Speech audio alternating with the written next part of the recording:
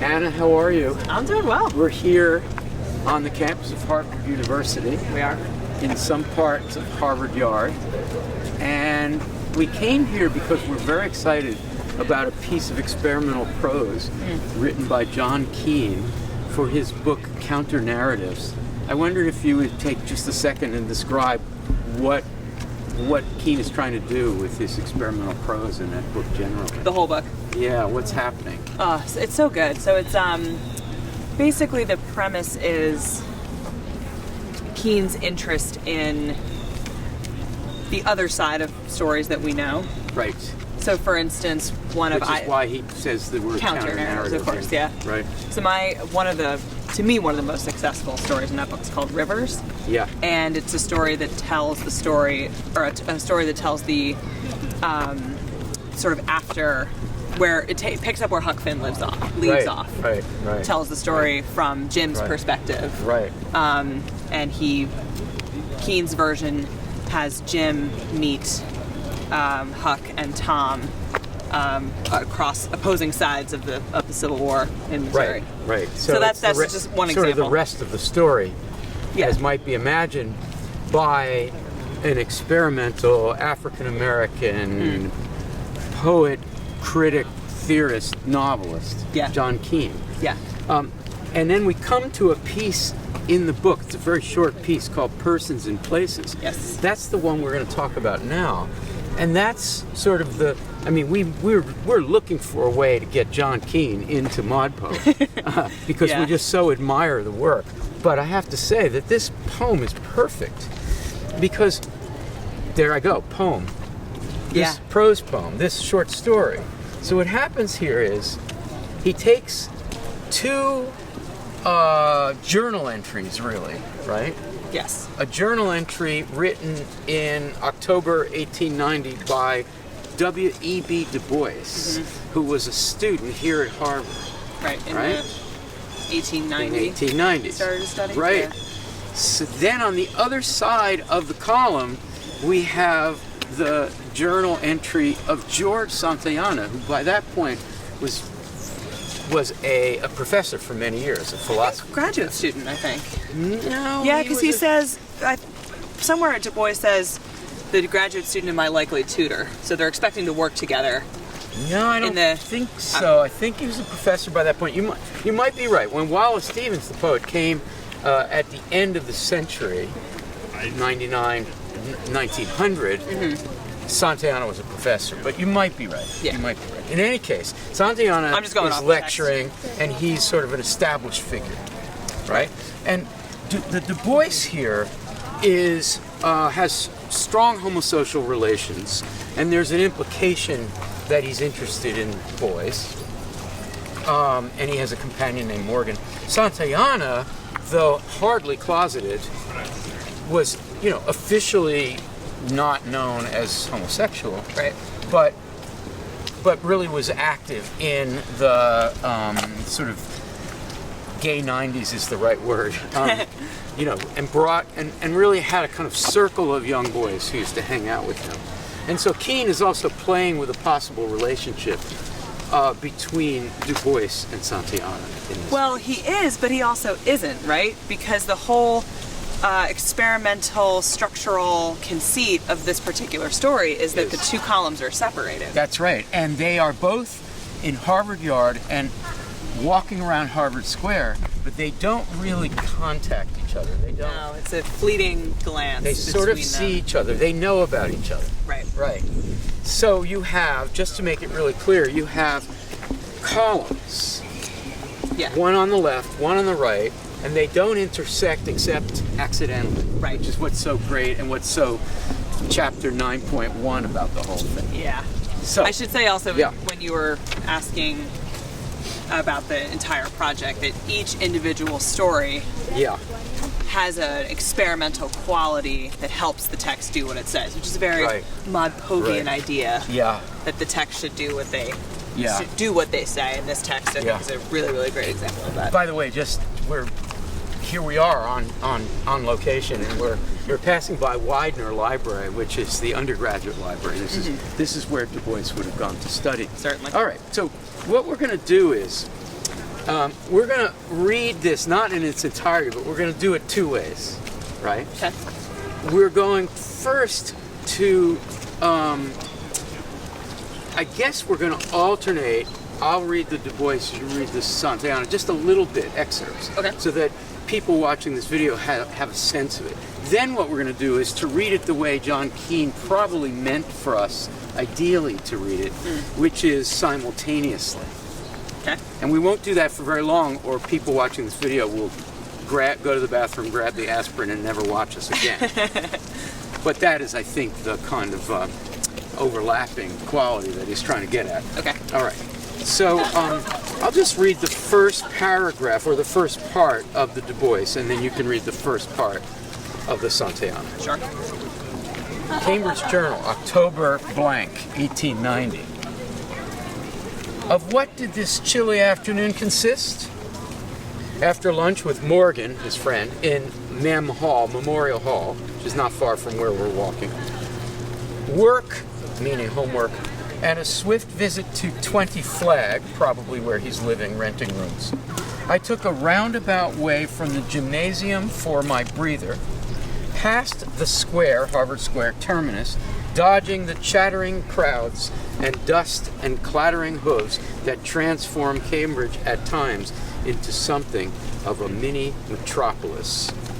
And then he goes on to say he's feeling out of sorts about his landlord and so forth. All right, why don't you read the Santayana? Cool. After lecturing on thought and the color sense, during which I pressed the students to investigate how the context of one's perception shapes mental impressions, I took lunch with one of Royce's students, a robust, poetically minded young Platonist from New Hampshire. We navigated for an hour around the shoals of idealism and the literal embodiment of the absolute in the lyric moment, to which he is rather romantically subscribed. I love the contrast between the two. Why don't we each say one thing about the contrast of these two characters? That you can see from this. Du Bois is very sort of matter-of-fact about his day. He's dealing with the sort of setting out the things that he did, the actions that he took. He's telling us where he is. He's locating us. Right. It's very particular. Yeah, whereas Santayana is more interested in what was being discussed and it's all theory. Exchange of ideas and theory, yeah. He's lecturing on thought. That's a small topic. Yeah. Thought and the color sense. Yeah. And then, of course, there's a particularity here. And the particularity is that he is having lunch with one of the male students, and that's a redundancy. There weren't women. I was going to say they would have been all men at this time. But I'm emphasizing the homosociality of the whole thing. Right. So he's having lunch with a young Platonist from New Hampshire. It's a platonic relationship. Right. Yeah. And they're talking, and they're really kind of, the conversation is very theoretical and academic, but they're skirting around, what more they might say. Sure. I mean, I think Keane is trying to convey that. All right, so now what we should do is try to read simultaneously. Can you say what happens when the two accounts take account of the other? And I think I know what the purpose is, but maybe you'll say it, and then what's the effect for us as readers? Well, the idea is that these two people we'll see in the part we're about to read is they're actually just about to cross each other like this, like literally cross each other. Right. Go across each other's paths. Right. And they're both aware of each other. Right. They're both interested in each other. And they're both feeling, I think, a little othered or a little outside of the typical Harvard. Can we stop there? Remember what you were going to say, and remember that question I was asking you, but let's talk about the two of them. So Du Bois, who is black, and this is 1890. This is 1890. Of course, Du Bois becomes the voice of his generation, right? For intellectually for black radicalism, right? Okay. And Santayana, I guess I know more about him than you do, but go ahead. Well, Santayana, Spanish, gay, queer, and very much an outsider because of that, and also a dark, what they would have called swarthy, a dark-skinned person who was never quite, well, he was accepted finally, but didn't feel accepted. Well, he's pretty, he ended up being pretty famous. Of course, and so did Du Bois. So there wasn't as he wrote his things, there wasn't the kind of Harvard Yard scuttlebutt about Santayana that would follow him into readers of his philosophical and aesthetic tracts. No, but I think if there's any theme we've come up with... The biography of Santayana is that he's a bit of an outsider, yeah. And if there's anything that we can say about our Harvard experience thus far in our filming experiences, it's that Harvard inspires a bit of imposter syndrome. Yes, everybody we've talked to here thinks, do I really belong here? Yeah, exactly. Yeah. I mean, just beyond us, so we're back at the undergraduate library, and just beyond us on the hill is the Houghton Library, where Susan Howe herself, and we talk about this in another ModPo video, Susan Howe herself going to see the Emily Dickinson manuscripts, the ones she wrote famously about. The first time she gets to the Houghton Library, she feels like an imposter. Yep. She doesn't feel like she can get in. So that's the tragedy of this text, right? That both of these men are feeling this way. Right. And yet there's all these various layers of separation that are going to prevent them from, really meeting or... Right. And the text becomes this great what if, right? Like, what if these two, if instead of crossing each other and not speaking, had actually met and had actually exchanged the ideas, and how much richer would we be as a society? That's right. That's the great thing about Counternarratives, the book, which is that Keane is saying, for all these things that prevent people from getting together, right? In this case, race and sexuality. Yeah. Right. For all those things, we are much poorer intellectually and aesthetically. Certainly. Yeah. Yeah. And he does that with a piece about Langston Hughes. Yes, totally. All right. So now I interrupted us a few minutes ago so we could talk about the two characters. Right. And the question I was asking you had to do with the reader's experience of coming to a spot, which we're about to read, where they make the two passages intersect. They see each other. Yes, they do. They see each other. What's the effect? Well, the effect is, when you see, it's like if you read the Du Bois first, and then you read the Santayana. Yeah. What you have is this like spark of recognition when you see the similarity in phrases. Yeah. You realize it exactly at the point at which they cross each other's paths. Right. And he does it textually. And I guess I want to say that film does this really well, right? But writing, it's a little harder for writing to do this kind of thing. And I guess we are just saying, the bottom line of this discussion we're having is that we admire that John Keene, known as a novelist, as a prose writer, has found a form that will create formally, aesthetically, the impact of his themes, his subject matter. His subject matter is, what if we hadn't kept people apart? Yeah. Through institutionalized racism that infects even the highest levels of intellectual and academic thought. Right. Here we are right in the middle of Harvard Yard. Yeah. And these two texts can't connect. Yeah. And so the reader, oh my gosh, I'm getting excited because the reader does the work of connecting something that history didn't connect and that even Keane didn't connect for us. Our job is to hear the connections or read the connections. Exactly. Pretty exciting. Yeah. All right, so now just to emphasize that, we're going to do a simultaneous reading of the moment where they're both on Mount Auburn Street and they kind of see each other. Right. Okay, so I'll read. You should start from where he mentions Santayana. Right? Okay, yeah. I will, except I want you to join in only when I get to indeed and you get to later. Fair enough. Okay. All right, so first is a little Du Bois setting up a simultaneous reading. Yeah. Okay. And I bet you never thought that you would play the part of George Santayana. I never did. Okay. Or Du Bois for that matter. Or Du Bois. Here we go. I was concentrating on my questions for the coming meeting of the Philosophical Club, where Santayana, the new graduate student, yes, you are right, and my likely tutor, is set to speak on Spinoza and the ethical sensibility. Indeed, later, as I was passing down Mount Auburn Street, I spotted his black-clad figure floating by, like the regattas, ghostly, these New Englanders yet swarthy, an Iberian by birth, the intense though young perhaps colored not man, in temperament, a Negro most certainly, something brow high, dangerous stern, mean, and daring walking in briskly those toward black the river, eyes. in his eyes Our fixed upon gazes an invisible met target, an glancingly, imaginary star. as he'd This been Du Bois, wont to do who I am told whenever by the we had collective seen each personalities other. William James, He abruptly turned fashions himself away, a philosopher, striding faster so than gifted with before he had scientific caught and sight other of me. facilities. I It is true continued that I had on noted toward him the river, haunting the precincts where I of the thought yard, I might book walk speaking for a from while his and tattered leather observe the satchel, current his cheeks slowly the color pulling of tea into whatever which several traffic tablespoons still of sweet lingered cream toward had the been poured, Institute. that gaze pressing intently toward some hidden point. I'm telling you, we didn't rehearse that, but the concordance was so beautiful.